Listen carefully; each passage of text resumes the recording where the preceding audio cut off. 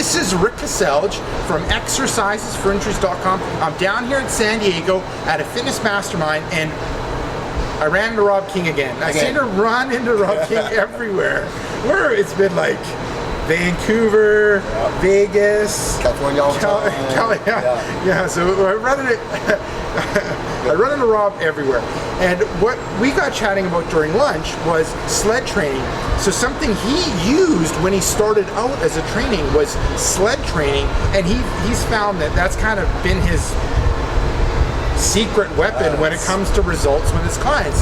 So Rob, I'll get you to introduce yourself, and then make sure you talk to the microphone above the camera. You got it. Thank you, Rick. It's good to see you again. Rick's from West Coast Canada. I'm from Newfoundland, East Coast Canada, and we're always kind of meeting everywhere else. Right? I saw you in Vancouver 2 weeks ago. It's pretty cool. My name is Rob King. My website is robkingfitness.com if you want to check out my blog. I own a gym, a 5,000 square foot training center, so I train a lot of clients with everything from fat loss to athletic performance. You name it, I train it. I built my whole gym basically around sled training. And I know it's not very common. You go to most gyms and you can't get sled work, but I found ways to build sled work into your training even without a sled lane. But once we started doing sled work with our clients and sled work variations, everything just got better. I mean, injuries were reduced, fat loss was crazy, conditioning was crazy, and this is done in like less than 10 minutes a workout. You know, the thing is with sled work is you've got to push that sled. There's nothing that's going to do the work for you. So people come in and they're like, oh, it looks so easy, and then they try it and then they're like this. And what we call it then is EPOC. I'm like, that's EPOC. There's your excessive post-oxygen consumption right there. So the cool thing about sled work is, no matter what level you're at with, if you're a client that's 300 pounds or a client that's 110 pounds, you can all push a sled or you can pull a sled. So if someone comes to me with an injury, and I extensive background injury and back injuries because of my own injury and this, so I had to figure out ways so I could train with my own training. But sled work, it's amazing. You want your conditioning to be good on sled work, push the sled faster. You want your strength to be up, put more weight on the sled. It's just crazy, and the variations that we have, I've got probably about 75 different variations at my gym that we can do. So if somebody comes in, no matter what is hurting or what's going on, I've got something they can start with and build on. And that's the thing, is that my goal by the end of it is getting to be able to do everything.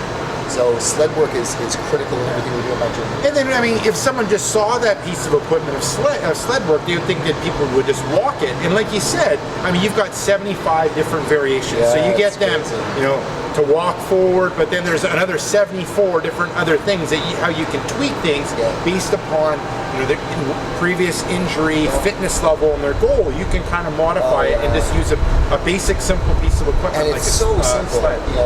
It's so cost effective. You buy the sled and then put something on the sled and way to go. You can do it outside. You can do it indoors. There's so much with it.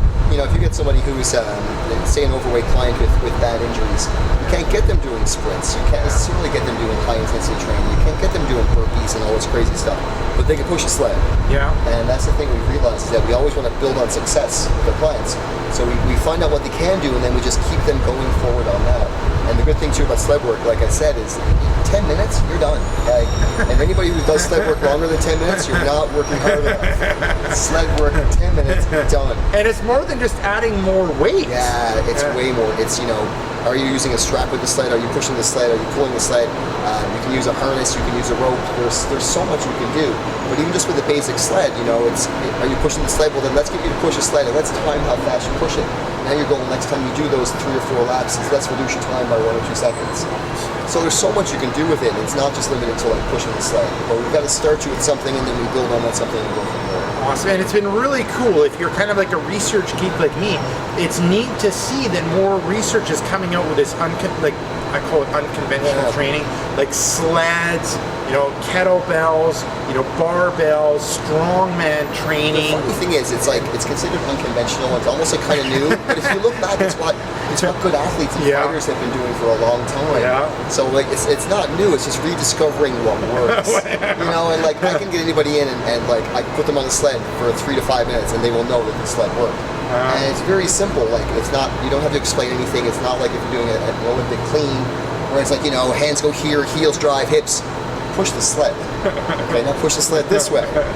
Done. I get to see it. It's like, no, I'm not the trainer. The sled is the trainer.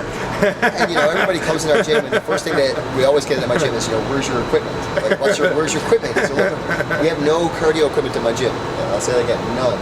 Our cardio is our sled, and our fat loss results are insane for no cardio. And just I also look for not just fat loss, how are my clients moving? How's their performance? Are they feeling better? Are they moving better? And that's at the base of I've got to get my clients healthier and fitter along with their fat loss. And I want people to, I know what it's like to be in injury. I know what it's like to be in pain. Yeah. And it sucks. So like to me, it's like a client comes in with a bad back and they're 30 pounds overweight. How can I help their back, and also how can I help their fat loss at the same time? And it's very simple. It's incredibly easy. So Rob, where can people get more information on you? Yeah, no worries. Go to my blog, robkingfitness.com. There's information about me there, my training, my gym, tons of information that can help you out. Start there, and from there you can also check me out on Facebook at facebook.com/RobKingFitness. Awesome. So thank you very much for watching this. This is Rick and Rob from San Diego. Cheers. So make sure you swing by exercisesforinjuries.com. Type in your injury. There's a good chance I have an article or video on your injury, so exercise that you can do to help with your injury. And if you're watching this on YouTube, head above, subscribe to this channel, and you'll get videos like this every few days. So this is Rick Kaselj from exercisesforinjuries.com with Rob King. Cheers. Saying take care and bye-bye.